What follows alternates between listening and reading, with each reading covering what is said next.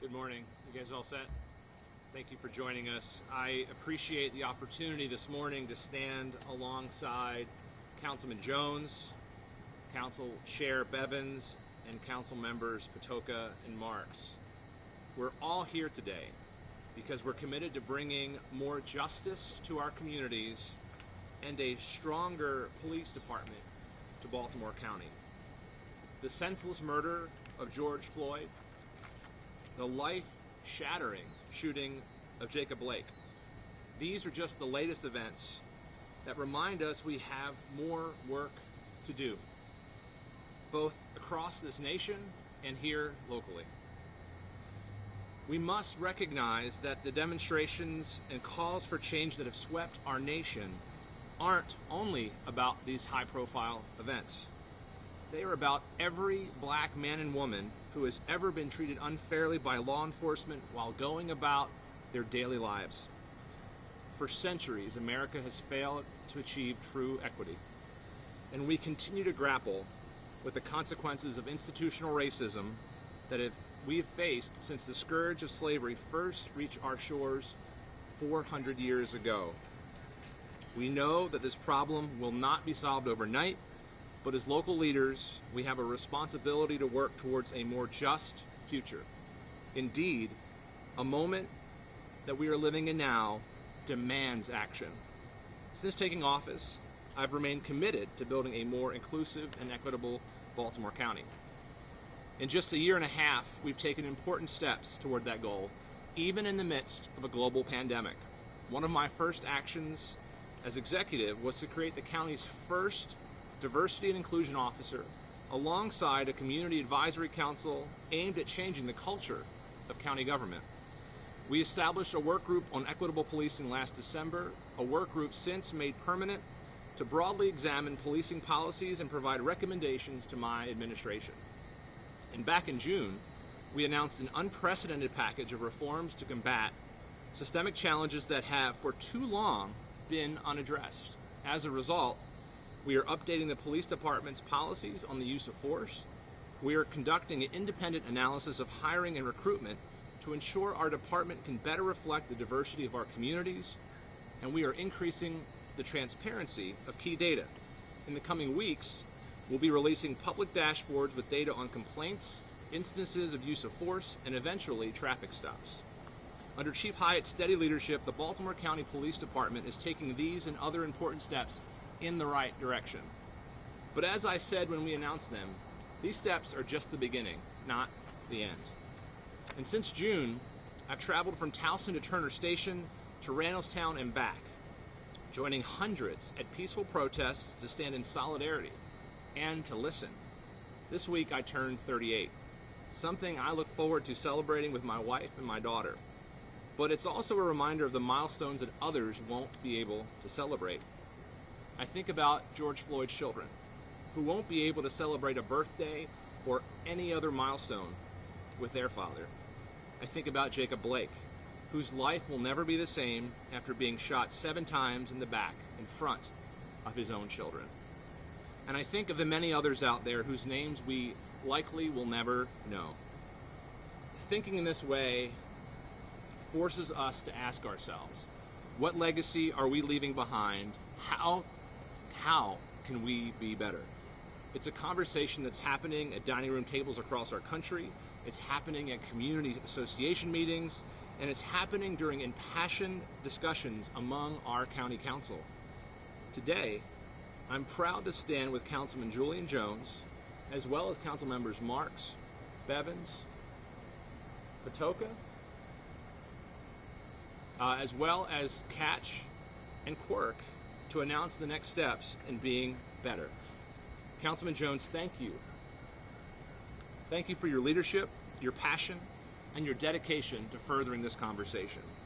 As you have said, now is the time to act with urgency. And that's what today is about, acting with urgency.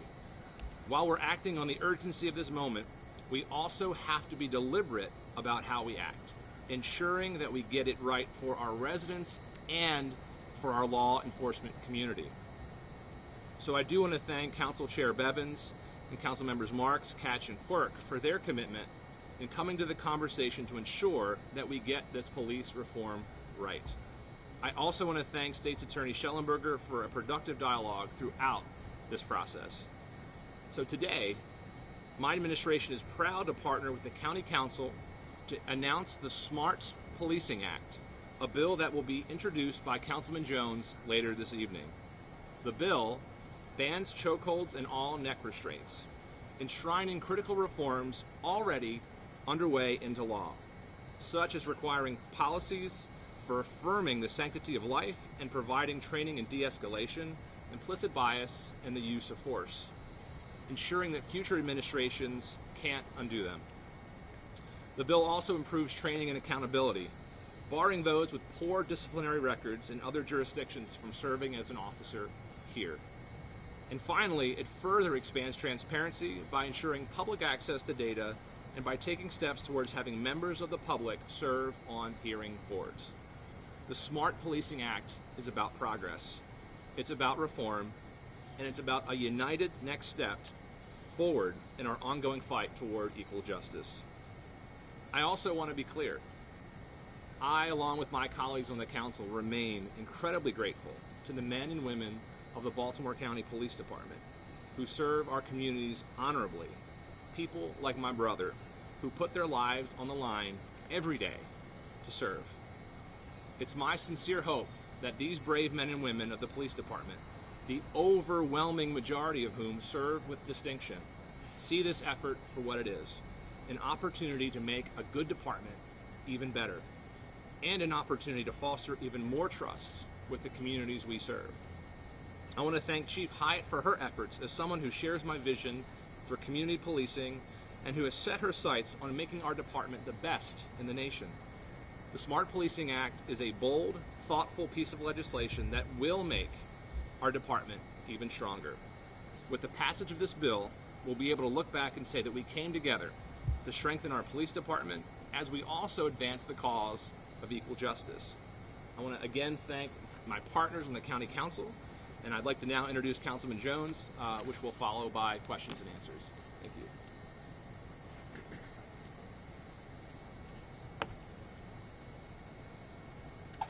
Good morning. I'd like to start by thanking the county executive for his support and leadership on this issue. I'd like to also thank all of my colleagues that are here today and the others that are not here. Everybody contributed to this process, especially the citizens throughout Baltimore County that made their voices loud and clear in what they wanted in terms of reform. And I think it's important to note, as the county executive said, this is not any way some type of anti-police reform measure. This is an opportunity for us to make our police department better, to make sure the expectations from the citizens are lined up with the expectations and the service that they receive from the police department.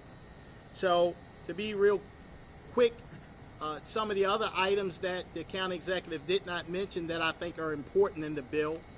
One of the items in the bill would prohibit us from hiring a police officer from another jurisdiction who left under some type of cloud. It would also require police officers to intervene and stop when they feel that their partner or someone around them is using excessive force. And of course, it will also, one second. Require additional training on de-escalation and implicit bias to be shrouded into law. So I think what we have here today is a bill that, to be quite frank, represents an awful lot of soul searching and sacrifice on everybody's part. And I think we have a product or a bill that will make the Baltimore County Police Department better and make encounters with our police officers safer for the police as well as the citizens they serve. So thank you very much for having me here today. Questions? John? So, a month ago, Michelle really had much to say about it for the governor. Sure. So, as I mentioned, back in June, we were working on implementing the administrative changes that we announced, and the legislation that was being contemplated largely would have codified many of the changes that we were implementing. As we were implementing them, we were out in the community, attending rallies, attending protests, and the community was loud and clear that they wanted to see those changes enshrined in law, and that they were asking us to step forward to not only do it administratively, but ensure that those changes would not be changed by a future administration. So in light of that, John, we came to the table and wanted to be part of helping get this done in Baltimore County. They have been among those that have been consulted as we've been working on this legislation. You have to talk to the president for official comment, though. Based on what you're always saying, 6 out of 7 of the council members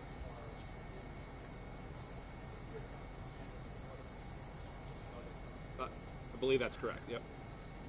Aside from this bill, is the county or department at all doing anything else to avoid officer-involved shooting, or is the training in here address preventing or avoiding further officer-involved shootings? Yeah, I mean, as I said, we're always trying to be at the forefront of training and accountability and transparency. We think that this piece of legislation is another critical step forward to accomplish that. And but as we said in June, as we said in December, between the establishment of the work group, our administrative changes, and now this legislation, this is the beginning of the conversation. It's not the end. We'll continually look for ways to partner with our colleagues in the council, the police department, to keep moving the ball forward. Last question for John. Councilman Jones. Yep. What's not in this legislation? What is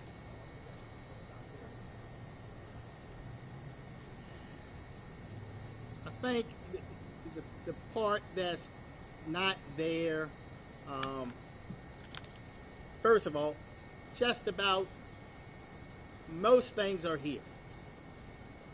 I guess there are some details that that were here before that are not here now, but the details is what caused some of the issues, some of the details. For example, when we talk about de-escalation, before it was really strong in terms of what you can do and can't do, but having conversations with police officers, having conversations with others, we recognize that sometimes things aren't done not because it's out of maliciousness. Sometimes they're not done because the situation may have caused it to unfold a certain way. So there were concerns about those things being against the law and police officers being in violation of the law when they did not intentionally do anything wrong. So some of those items are out, to be fair to everyone. The only other thing would be something that I think most things are here. I think most things are here. In one way or another, all the items that were here from the beginning are still here. No knock warrant is something that we're going to discuss. That would be a separate bill. And if we can hammer out all the details, then we'll put that in tonight as well. But that would be a separate bill. Sure. Thank you all. Thanks, everybody. Thank you.